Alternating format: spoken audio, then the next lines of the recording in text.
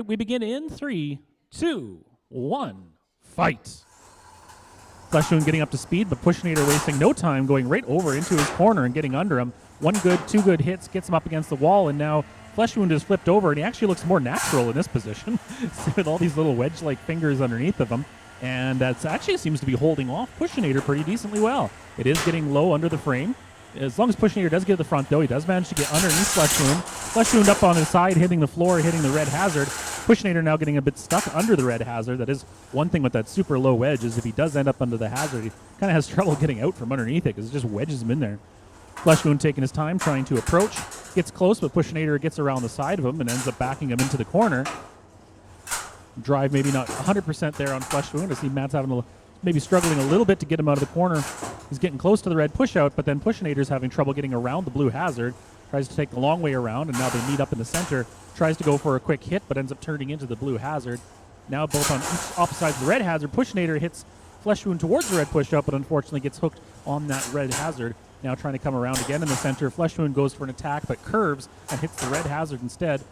Now both over by the closed blue push-out area. Looks like Fleshwound is face into the wall and Pushinator hitting from behind, trying to keep him cornered over there. And there we go. Speed. Matthews decided to bring up the speed on Fleshwound there, and now he's pirouetting around, running on the one side. We'll see where he lands when he shuts it down. Sure enough, in the center, Pushinator tries for a quick push, but goes completely under his opponent. Up on in, sends him over to the red hazard, and just at the very last moment, the weapon catches, tosses him out of the way. But that was a really nice move there by Ryan, trying to just line him up so that he would float all the way over into the red hazard without having to get too close himself. Now Pushinator trying to line up. Once again, Pushinator ends up turning a little bit as he tries to gun it and hits the hazard instead, but consistently getting after Fleshwound, getting underneath him, that low edge going actually under the weapon, even for such a low undercutter. And something just sheared off. Oh, big fly and over towards the red push-out, but Fleshwound is still holding together fine. He's upside down, I guess you might call it. I swear this looks like it's right side up.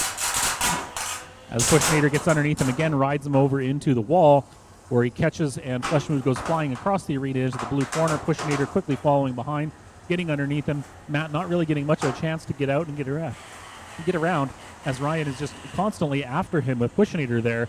30 seconds still to go, and both of these bots being very aggressive, really taking it to him. But Ryan's got Pushinator taking Fleshwound all the way over to the red corner there, mashing on him for a few seconds, holding him in there. Releases as Fleshwound hits the steel wall and goes bouncing out. Pushinator gets a tap from behind. Out he goes, and the win goes to Pushinator. Congratulations, Ryan.